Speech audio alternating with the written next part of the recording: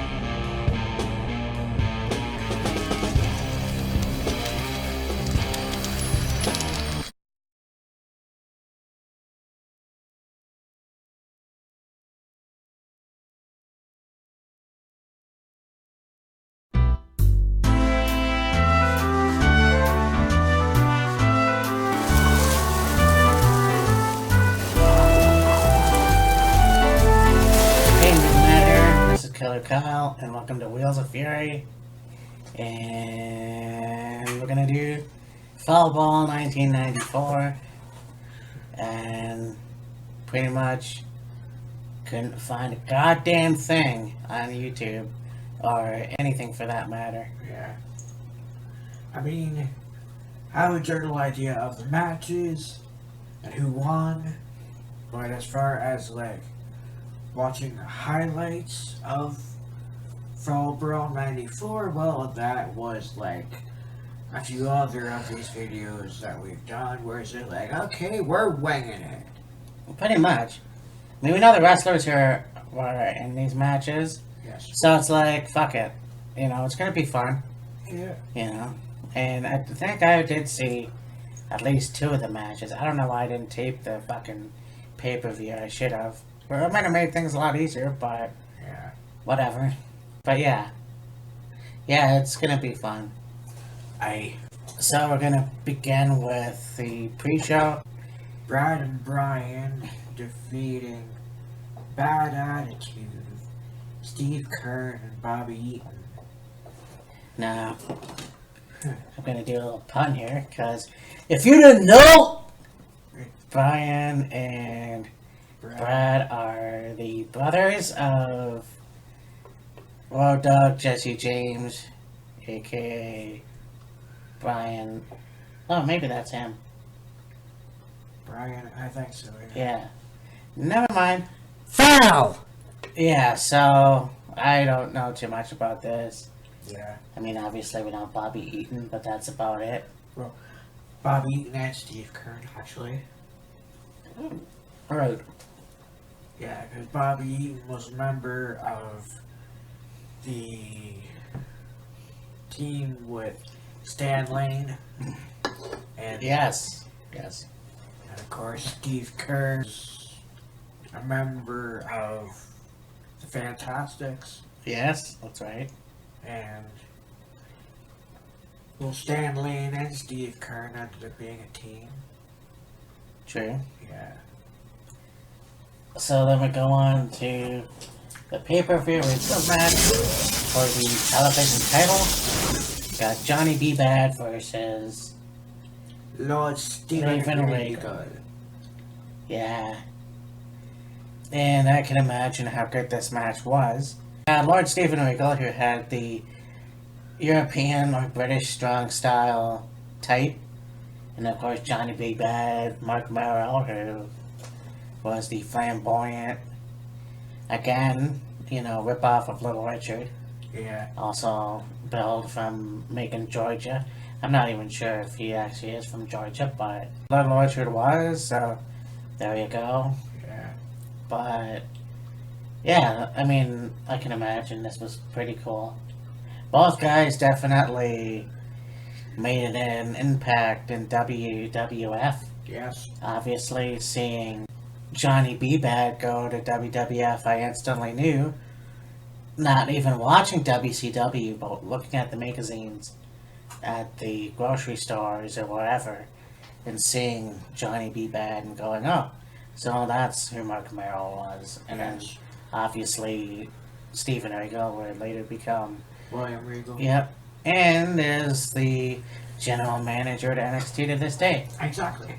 So Johnny B. Bad is the new television champion. Right. So there it is. I have. Immediately WCW with Kevin Sullivan and Cactus Jack. Bang bang! Yes. You gotta give it to Mick Foley. Even in WCW, he was still the hardcore legend. Oh yeah. He was. Like, I mean, the guy took a lot of bumps in the match. Kevin Sullivan's also an oddball. Yes. You know, he always had the, I guess, satanic imagery in the 80s and early 90s, and then Yeah. he joined the Dungeon of Doom. Yeah. So, I mean, and then of course his weird shit in Ring of Honor, but Yeah. yeah, so this guy was obviously a creep himself, but I mean, this was a pretty good match, obviously. Yeah. You know, Kevin Sullivan ended up winning, and Cactus Jack, I believe, this is the time where Mick Foley went to ECW, because it was 94, so yeah, he would go to ECW, I guess come back to WCW, only to go to WWF, or be called up by WWF, Yeah. so, Yeah. And the thing about it too is like Kevin Sullivan and Cactus Jack were two dudes that were just known for beating the holy hell out of their opponents. Of course, Cactus was more of, I'll hurt myself if it hurts you more, but they would both go there, especially when you had, more often than not in matches, Cactus would lift up the mats that were on the floor outside the ring, put his opponent on the floor, and then go up on the apron and do like a diving elbow off the apron onto his opponent onto the concrete floor. No wonder the man had bad legs. yeah, bad legs, bad teeth, a missing ear, shit, you know. And like I said, Kevin Sullivan was a good wrestler in his day Oh yeah. as well. So I mean, I didn't see a lot of his matches. I know he was a manager, obviously. Right. So I didn't see too many matches of his. Like, well, his legendary feud with Chris Benoit. Right, yes. So, but there it is. Right. We've got the United States Championship. We've got originally supposed to be Steve Austin versus Ricky Steamboat. I almost said Stone Cold Steve Austin. Yeah, really, eh? So they had a match. Austin won. And then somehow Austin lost. And anyways. Well, it was supposed to be a match with Ricky Steamboat Yes. and Steve Austin. Ricky Steamboat got injured, so basically that match was a no-go, and I think they ended up awarding the United States Championship to Austin. Yes. Duggan came out and wasn't about that and challenged Austin to a match for the title. Well, he didn't want to face Duggan either. And he got Nick Bockwinkel, who was commissioner, I think, at the time. Or president.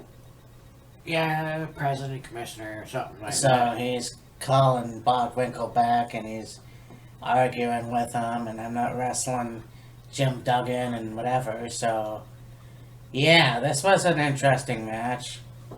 I mean, it really pisses me off because it's especially, sad to me that you take a guy like Stone Cold Steve Austin, or at the time, stunning Steve Austin, and you make a chump out of him. Here's a guy that went from Dallas Wrestling and goes to WCW, becomes tag team champions with Brian Pillman, and then you have him go singles. And then you have him face Ricky Steamboat for the title. And then you have him do this shit. You know, he wasn't very well liked in WCW. And then he gets fired via fax. And then he can fucking, it's bullshit. That's what it was. He was treated like shit. And it pisses me off. And I'm so glad that he's Stone Cold Steve Austin. And he became the legend that he is. Because I tell you, this guy definitely should have got better at WCW. I don't even know a lot of his ECW matches. He did pretty well there too, I guess. Then he goes to the Dallas Wrestling and all that other shit. And then he goes to, WWF. He's the ringmaster. And then eventually Stone Cold Steve Austin. And yeah. And it's fine. It's fine because he definitely had a stellar career. But the fact of the matter is they treated him like shit in WCW. And it sucks. And I wish that things were better for him. Unfortunately, they weren't. Luckily, he got better elsewhere.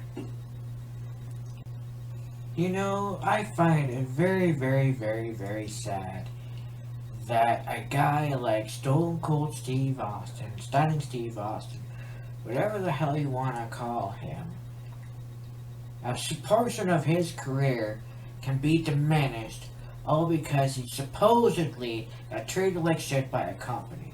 Here's the straight up facts. Stunning Steve Austin, yes, was partnered with Brian Pillman. They were the Hollywood Blondes. They had a hell of a run together. They ended up WCW Tag Team Champions. They split up. Austin and Pillman went up their separate ways. Brian had a fairly good singles run in WCW. Then he ended up elsewhere. Steve Austin, once he went on his own, became United States Heavyweight Champion, had many a good match with Ricky Steamboat and various other guys. He did very, very well on his own. He even ended up as a member of the Dangerous Alliance with guys like Rick Rude and Medusa and Polly, obviously. Yeah, Paul Dangerously, and I think Paul Orndorff was a member of that group. Anyways, there was that group as well. And then, yes, eventually he got fired by fax and went to ECW for a little bit, then ended up in WWE. But if you're gonna have whatever little issue that Austin had in WCW override the fact that he actually had a pretty good career in WCW, that's just sad. And not only that, yes, this match with Duggan was short, and it could have went much better, much different. You can't really help the fact that Steamboat got injured. No. And it would have been a really good match. And yeah, they just threw Duggan in there because like he's the American hero, and I guess Austin. Well, there's no disrespect to Duggan, because Well, no, not at all. you're given the courage you're dealt with. Well, yeah. And, the fact is, yeah, Steve Austin was television champion, U.S. champion, tag team champion. Yeah, okay, so he had a good career at WCW. But the fact of the matter is, and I wish I can back that up, because at that time I was not watching WCW. Again, I don't remember as a kid watching Stone Cold or Steve Austin in WCW. Now, maybe I did. I don't know. Right. I remember guys like Johnny B. Bad and Big Van Vader and Lord Steven Regal and Paul Orndorff, surprisingly. Yeah. But Steve Austin, I didn't even know about until the 9th grade. Right. When I read up on Steve Austin, when he was already Stone Cold Steve Austin. Yeah. So, I understand. He probably had a good career in WCW. So, I'm not sure what the issue is. But when I saw it on television recently, Because that, another match we're going to talk about, I did see. But it just didn't look good for him. Yeah, I mean, here's the thing. According to what we know, Ricky Steamboat was the United States champion, the United States heavyweight champion. Yes. He ended up getting injured and they took the title from Steamboat. And they were gonna give the title to Austin. And then I guess Duggan came out and was like, no, we're not gonna have it go like this. If he's gonna be the champion, he's gonna have to earn it, or whatever the case was. And I kind of agree with that. If you're gonna have Well, I do too. somebody vacate a championship because of an injury, then have a tournament or have a number one contendership for the championship and go from there. But I mean, WCW's prerogative back then was a little different than today's standards. Well, and so there's that, but also, if you want to go there, let's talk about when he had the neck injury. He had to forfeit the Intercontinental title to The Rock. Now, it was a different circumstance, yes. I would have had him have a match with The Rock. I don't know how good he was back then. But the fact of the matter is, it was, and you see that with other wrestlers. The title is given instantly to some other wrestler without having it being earned. And see, that's the thing.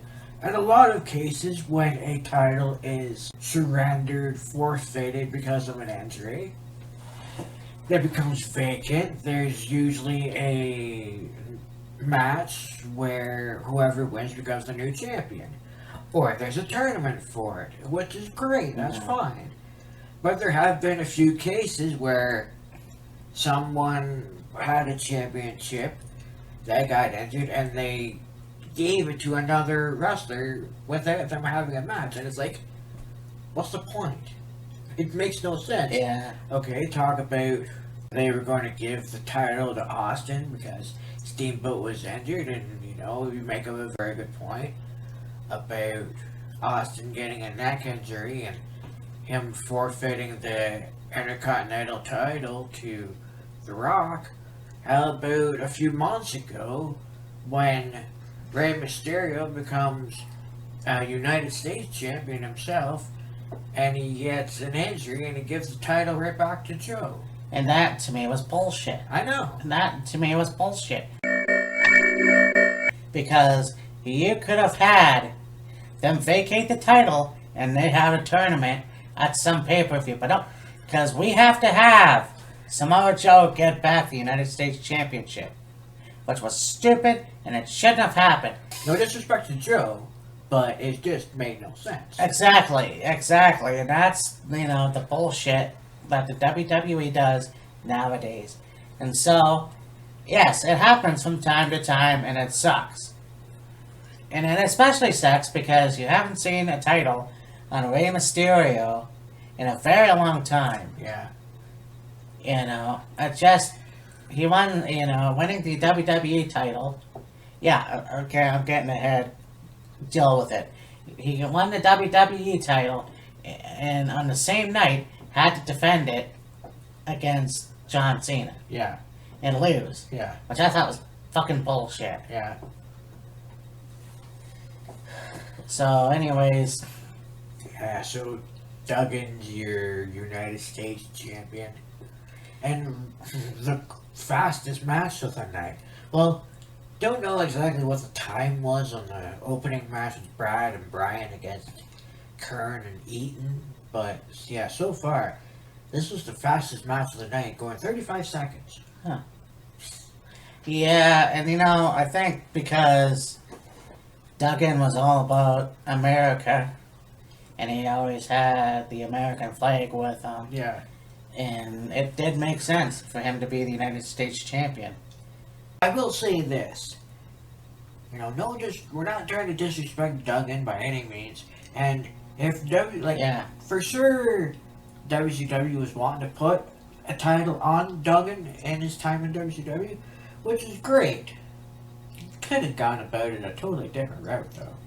Yeah, no, I agree with that. Having this happen is like, what are you guys doing? Of course, this prior to the whole Monday Night War thing, and then this is kind of a small example of why things eventually ended up going south. Yeah, Come 2000, 2001, when your WCW eventually went out of business. pretty much, yeah. And then this is the time where Austin would shortly go over to ECW and, well, get fired, go over to ECW, and not even a year later, get called up to WWF. Yeah. Now, if it wasn't for the whole goddamn ringmaster gimmick, I don't know how his career would have went. Yeah. Back for the WCW Tag Team titles, there's a team of pretty wonderful Mr. Wonderful, Paul Orndorff and pretty Paul Roma. I guess the team of Stars and Stripes, the Patriot, and Marcus Alexander Bagwell. Yeah. Of course, as some of you may remember more better, probably, is Buff the Stuff, Big Daddy Bagwell. Yeah. Buff Bagwell. Yeah. You know, and we talked about the Patriot before, Yes. and, you know, seeing him on WCW was like, because I, again, never knew that he was in WCW. I always saw him in WWF, and when I saw this match plus the Austin match, Right. I thought, oh, that's pretty fucking cool. Yeah. Now, obviously, I did know that Mr. Wonderful did wrestle in WCW. Yes. Paul Roma, definitely as well. Two guys that did start off in WWF. Yes. So it's kind of like cool that they were able to wrestle in WCW. Now, these two guys were pretty cool, I should say. Yeah. But yeah, these guys definitely knew their shit. And Oh, yeah. It was, I can't remember what all happened in this match, but they ended up retaining the titles. Yes. So, you know, you look at Paul Orndorff, and it's too bad that he's going through a rough patch with his, I don't even know if his cancer returned. Right. But you look at the guy, and it was like one of those things where I don't even know if he was WCW champion, but he could have been WWF champion. True. If Hogan had his head not up his ass, he would have had a good match and actually lose to Paul Orndorff. Yeah. But it is what it is. Yeah, I'm not sure if Orndorff was like the WCW World Heavyweight Champion. I think he might have been like the International Champion, I think they called it. Yeah, I'm not sure. Yeah. There was a match I saw with Paul Orndorff, and this was like 98, 99, I think, somewhere in there. Orndorff was considerably older at this point, and he had the army haircut, Oh, yes. but like he could still wrestle, he was still doing all his like regular moves and that. But you look at one of his arms, and it was nicely defined. The shoulder, the bicep, all the trapezius, all of that was really well defined, really well muscled. When his other arm was just flat, had no muscle definition whatsoever. Oh, wow. I don't know if it was like he tore a muscle and just didn't get it repaired or something, but yeah, just completely like Paul Orndorff regularly and Paul Orndorff hold or something. Yeah, it's just like Creepy. wow. Oh yeah, like one arm is nicely muscled, nicely definition, and the shoulder, the bicep, the tricep, the top of the shoulder, the trapezius, forearms, all that other stuff. And then his other arm is just no muscle definition whatsoever. Oh, jeez. Flat That's as anything. crazy. That's crazy. He's like, wow. Yeah. And actually, you probably find that match on demand. Yeah. So now we go on to Triangle elimination match with Vader, Sting, and the Guardian Angel. And we talked about Vader a lot. Yes. Yeah, big Van Vader with the mask, and it doesn't even last a long time before he just takes it off and wrestles without it. Yeah, that seemed to be a big thing that was regularly happening in matches Vader had. He would start a match and maybe be a couple minutes into the match and just basically rip off the mask and continue the match without it. I don't know if it was like he had to keep adjusting it, and instead of continuously adjusting it throughout the whole match, just took it off, or whatever the case was. But yeah, it happened quite regularly with Vader during matches. Yeah. And of course you got Sting. And Yeah. obviously Sting's had a great career all throughout WCW. Unfortunately, the failed WWF or WWE. Which I kind of figured would happen. Yeah. It's unfortunate because here's a guy that could have been in WWF for a long time, and all it took was he heard they were going to mess with his character, or they messed with other people's character, and that's why he didn't go. Yeah. Going over to TNA and whatever, and then going over to WWE, and then, unfortunately, he could have beat Triple H. We're not going to go there. Yeah. And then, of course, the accident where he does blame himself with the match with Seth Rollins. Yeah. And then that's unfortunately it. So, Yeah. but look at Sting in this era, too, and he's got the blonde hair and the warrior type makeup. Yeah. And I even saw a toy in Zeller's once when I was little. And I don't know if it was my dad or I don't know how, but it's the Ultimate Warrior. And I'm like, no, that's not, but okay. Yeah. And in actuality, finding out years later that you had Steve Borden and Jim Hellwig and a tag team. Yeah, when they first broke into the business together, they were a tag team. They were managed by Dutch Mantel, Yep. and they were the Blade Runners. Yes. So that was crazy. Yeah. And then, of course, you've got the Guardian Angel.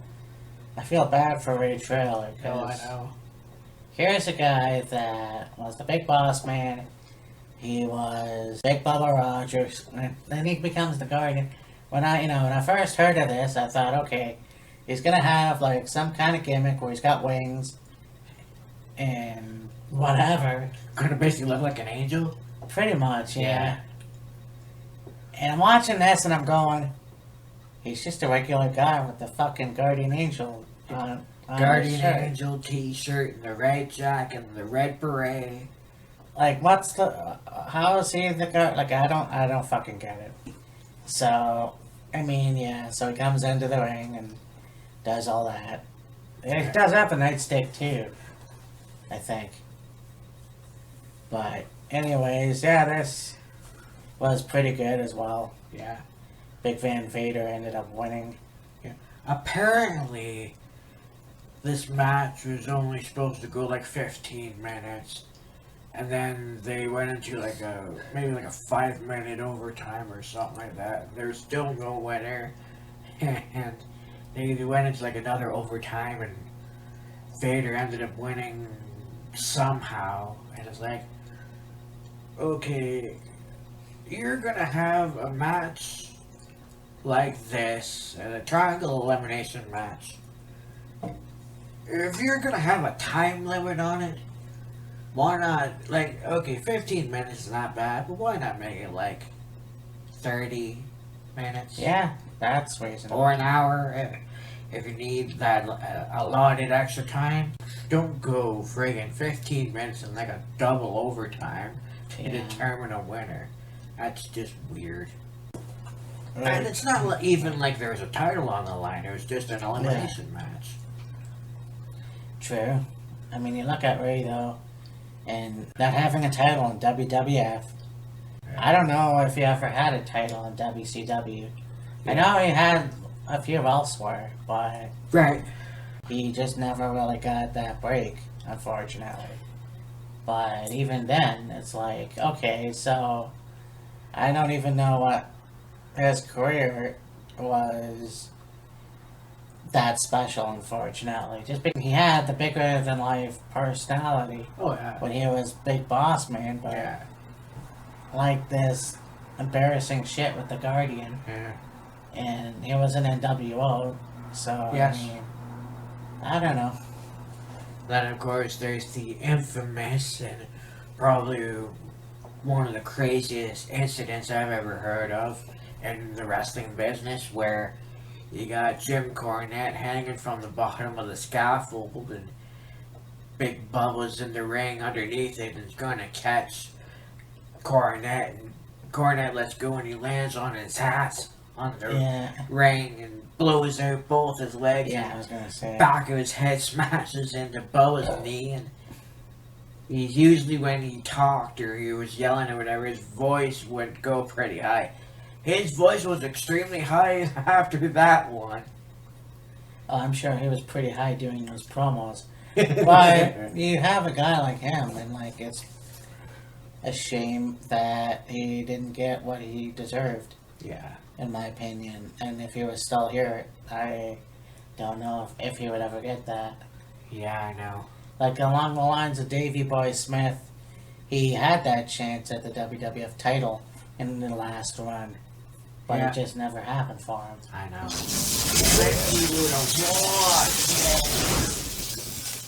You got the team of Dusty Rhodes, his son Dustin Rhodes of the Nasty Boys, against the Stud Stable, Terry Funk, Arn Anderson, Bunkhouse Buck, and Yeah. Colonel Robert Parker. Yes, yeah, the Dusty Rhodes, and he's got the Nasty Boss gimmick, if you will. Yeah. Around his stomach, and he's funky like a monkey, and that's a very good show. That was a Yeah. very good match. You know, and that was the good concept of this match. It Yes. was, and unlike today, it's kind of like one wrestler faces another wrestler, then a few minutes later another one comes in, and then a few minutes later another one comes in until the end of the match. You Yes. know? So it's kind of like that, and I don't even know how the feud got started, but Yeah.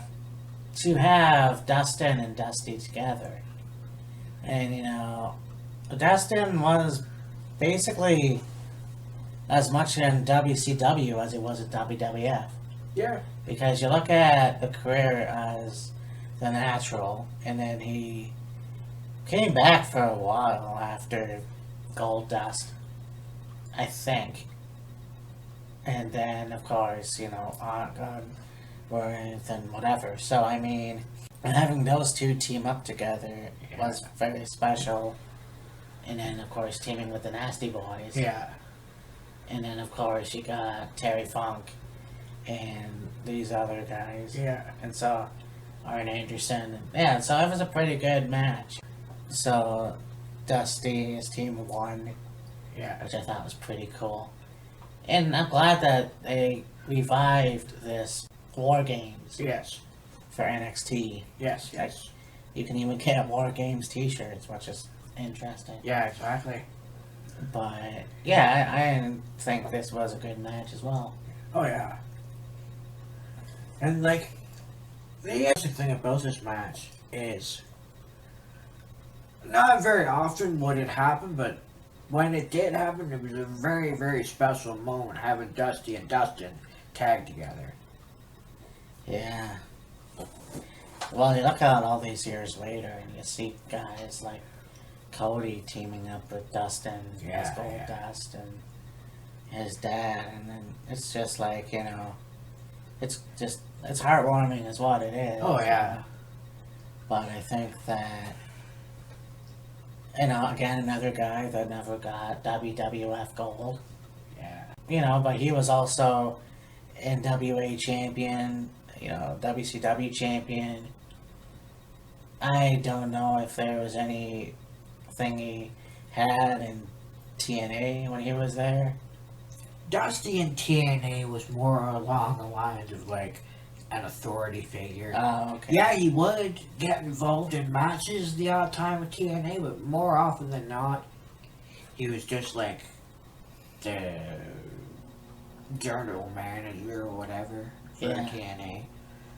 And you know, yeah, talk about Dusty and Dustin being partnered together, and now in AEW you've had Cody and Dustin together. Well, who could ever forget the moment Cody, Dustin, and Dusty together? Not really in a match. It was mostly Cody and Dustin that did the work with the three of them and the whole thing with the Shield. Yeah, that was what I was talking about. You mentioned Cody and Dustin. No, okay. Well, yeah, okay. Well, I did. There's both ways. I did mean all three of them. Yeah. I guess I didn't say that. So yes, that's correct. That match I was thinking about, and so I didn't think I don't know. It doesn't matter. Well, I mean, like, you got Dusty and Dustin partnering together for this match in WCW, and I think they did a few other matches in WCW. And then, you know, that moment with the three of them, the Rhodes legacy in WWE, and then, of course, in AEW, you got Cody and Dustin. Yeah. Partnering together and kind of keeping the family legacy and the family name alive, if you will. Even though Cody doesn't really go by the Rhodes last name, but you think about it though, you don't have the Funks anymore. I'm assuming that Dory Senior is dead. I believe, yeah. So you don't have the Funks, the Phonics. Well, actually, if you wanna talk about the Rotunda, Wyndham, I guess for that matter, but the Rhodes family is basically the only family still standing. You don't have the Harts. Well, yeah. You know, that's crazy. Vachon family. No Vachons, no Rougeaus, Well, yeah, no. the Colognes, you know, all, etc., etc. It seems to be the real only family that still has big part of their family still in the business is Cody and Dustin. Yeah. Yeah, you might have a generation of a family in the wrestling business, but to have like two generational superstars in the business is practically rare. Yeah, I mean, like even, you know, Dwayne Johnson, you know, Rocky Johnson, Peter Maivia died. Yes. But there's still the Anawahi tribe. Right. But you also have, like, the Ortons. Right. Well, I mean, Bob Orton Sr., he's dead now. But, you know, it's just one of those things where they still exist. So, yeah, basically it's... Like, there are still family legacies that are still being carried on by, in some form or another. Yeah. Like in the, you know, even the daughters, like Natalia, or Charlotte, or Tessa, or even Lacey. Yes. You know. Or Rachel, you know. Right, yes. All those, you know, carry their legacy, Yes. which I think is very cool. Yeah, speaking of Tessa, I know you saw, and I just saw not that long ago, she did a interview with Chris Van Vliet. Yeah, we mentioned it here again. Couple days, whatever, Bound for Glory weekend, so that's pretty cool. And it's actually a really good interview. Yeah, it is. You know, I think the thing that really is cool about it is that he seems to only interview down-to-earth wrestlers. Yeah. Like, I know wrestlers have their ego, but most of these guys are fairly nice and, like, they're not full of themselves, I guess. I don't fucking know. Yeah, and I'm not exactly sure when, but then maybe, or maybe either over the weekend or sometime next week or whatever. He also did an interview that same weekend with Michael Elgin. Yes. He'll post those Fairly soon. sometime down the road. Pickering and Oshawa. Shit. Yeah. That's awesome. So, yeah, that was Fall Brawl 94. Hey, It was painless. Sometimes, I think about doing a review and then it's like, oh, well, I better make sure that I could fucking find it. I know. But, whatever, it's fine. Yeah. We found a few things, so we talked about it, and obviously we know the wrestlers. Yeah. Next week, well, we'll do Halloween Havoc 1995. And yes, I do have it on my DVR, so I'll be watching that. And then the week after that, AEW. Can't remember the name of the pay-per-view. We'll come up with it. Yeah, we'll find it. We'll look it up or whatever. Yeah, so, yeah, this was pretty cool. Again, yeah, that's what happens. We get so intense with the whole Steve Austin. But yeah, when you're a fan and you see shit like that, it's kind of, if there's a different side to things, then, and you're completely wrong or Yeah. whatever. But anyways, so for me and Matt, that's Killer Kyle, and we will see you next week. Baby! See ya!